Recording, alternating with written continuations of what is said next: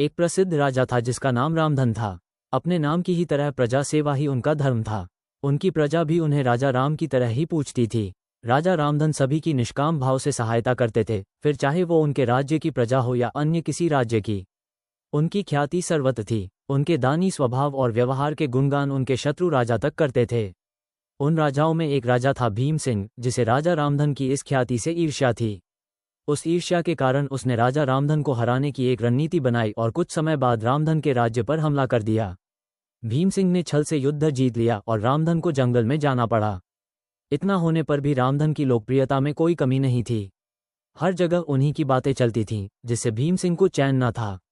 उसने राजा रामधन को मृत्युदंड देने का फैसला किया। उसने ऐलान किया कि जो राजा रामधन को पकड़कर उसके सामने लाएगा वो उसे 100 सोने की दीनार देगा। दूसरी तरफ राजा रामधन जंगलों में भटक रहे थे।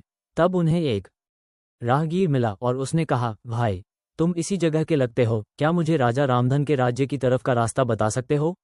राजा रामधन ने पूछा, तुम्हें क्या काम है राजा से? तब राहगीर ने कहा, मेरे बेटे की तबीयत ठीक नहीं, उसके इलाज में सारा धन चला गया। सुना है राजा रामधन सभी की मदद करते हैं, सोचा उन्हीं के पास जाकर याचना करूं। ये सुनकर राजा रामधन राहगीर को अपने साथ लेकर भीम सिंह के पास पहुंचे। उन्हें देख दरबार में सभी अचंभित थे। राजा रामधन ने कहा, हे राजन, आपने मुझे खोजने वाले को 100 दीनार देने का वादा किया था। मेरे इस मित्र ने मुझे आपके सामने पेश किया है, अतः इसे वो 100 दीनार दे दें। ये सुनकर राजा भीम सिंह को एहसास हुआ कि राजा रामधन सच में कितने महान और दानी हैं और उसने अपनी गलती को स्वीकार किया। साथ ही राजा रामधन को उनका राज्य लौटा दिया और सदा उनके दिखाए रास्ते पर चलने का फैसला किया। सीख, मनुष्य को अपने कर्मों का ख्याल करना चाहिए। अगर आप अच्छा करोगे तो अच्छा ही मिलेगा। माना कि कष्ट होता है लेकिन अंत सदैव अच्छा होता है।